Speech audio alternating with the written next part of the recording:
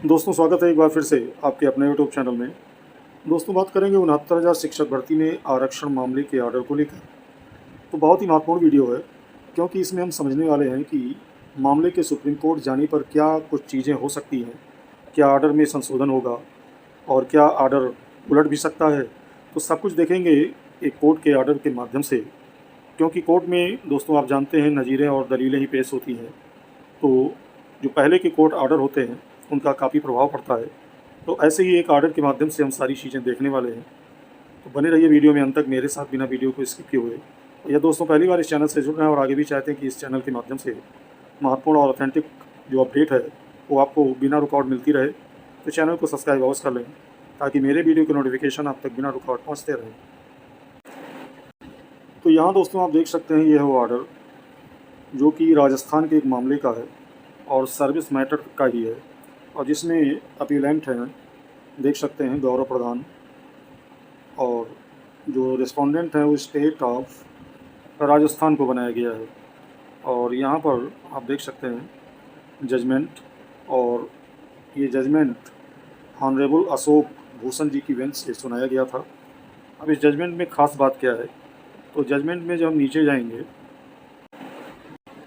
और देखते हैं इसका पॉइंट नंबर 48, देख सकते हैं। तो इसमें कहा गया है, इन view of the foregoing discussion, we are of the considered opinion that the candidate belonging to SC, ST, OBC who had taken relaxation of age were not entitled to be migrated to the unreserved vacancies.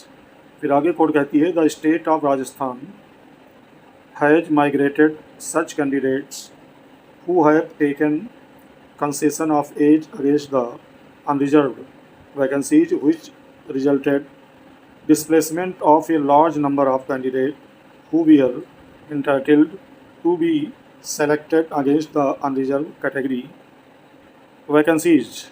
तो इसको अगर हम हिंदी में सारांश देखें तो यहाँ पर पॉइंट नंबर 48 का जो हिंदी रूपांतरण है, पहले मैं वो बता दूं आपको।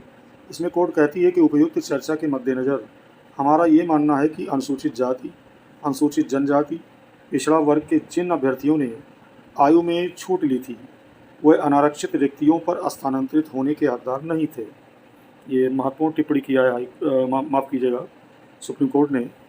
और आगे कहा है कि राजस्थान राज्य ने ऐसे अभ्यर्थियों को स्थानांतरित किया है जिन्होंने आयु में छूट ली है, और जिसके परिणाम स्वरूप बड़ी संख्या में ऐसे अभ्यर्थियों का विस्थापन हुआ है जो अनारक्षित श्रेणी की रिक्तियों पर चयनित होने के हकदार थे।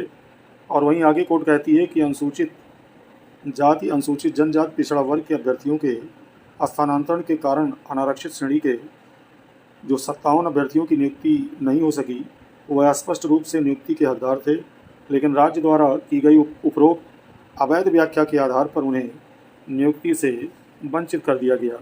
हालांकि हम इस तथ्य पर भी ध्यान देते हैं कि आरक्षित श्रेणी के अभ्यर्थी जिन्होंने आयु में छूट का लाभ लिया था और अनारक्षित श्रेणी के अभ्यर्थियों पर स्थानांतरित हो गए थे और पिछले 5 वर्षों से अधिक समय से काम कर रहे हैं, और साथ में कहा कि अनारक्षित रिक्तियों पर स्थानांतरण पर नियुक्ति किए गए आरक्षित श्रेणी के अभ्यर्थी किसी भी तरह के दोषी नहीं हैं। इसलिए हमारा मानना है कि आरक्षित पदों पर इस तरह के स्थानांतरित होकर नियुक्त हुए SC, ST, OBC उम्मीदवारों को विस्थापित नहीं किया जाना चाहिए और उन्हें संबंधित पदों पर बने रहने की अनुमति दी जानी चाहिए। और वहीं दूसरी ओर अनारक्षित उम्मीदवार जो उपरोक्त अवैध प्रयास के कारण नियुक्त नहीं हो सके, वह भी अपनी योग्यता के अनुसार नियुक्ति के हकदार हैं और इस न्यायालय द्वारा समानताओं को समायोजित किया जाना चाहिए। कहने का मतलब दोस्तों ये है कि कोर्ट ने यहाँ पर महत्वपूर्ण टिप्पणी की है कि जो आरक्षित वर्ग के अभ्यर्थी हैं और जिन्होंने एक बार आयु में छूट ले ली है, वो अनारक्षित रिक्तियों पर स्थानांतरित होने के हकदार नहीं हैं।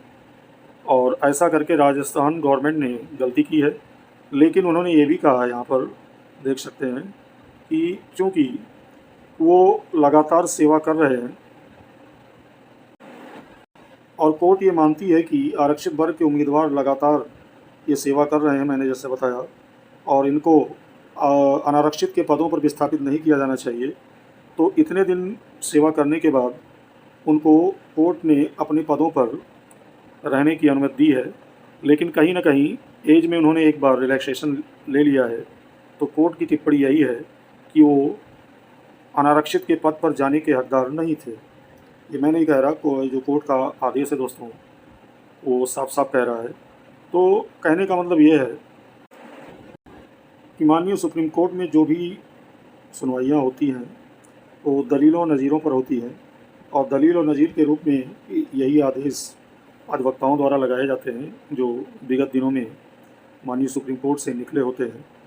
तो कहीं ना कहीं अब चूँकि ये मामला अंतिम रूप से माननीय सुप्रीम कोर्ट से ही निस्तारित होगा आरक्षण मामले का, तो अब देखना दिलचस्प होगा कि सुप्रीम कोर्ट डीबी के आदेश में क्या चीज़ें देखती है और क्या संशोधन करती है। तो कहीं ना कहीं अब ये वहीं से निस्तारित होगा और ये आर्डर जो है एक निर्णायक भूमिका वहाँ पर निभाएंगे। तो वीडियो में दोस्तों इतना ही। बने रहिए लेटेस्ट अपडेट के लिए चैनल के साथ। बहुत बहुत धन्यवाद।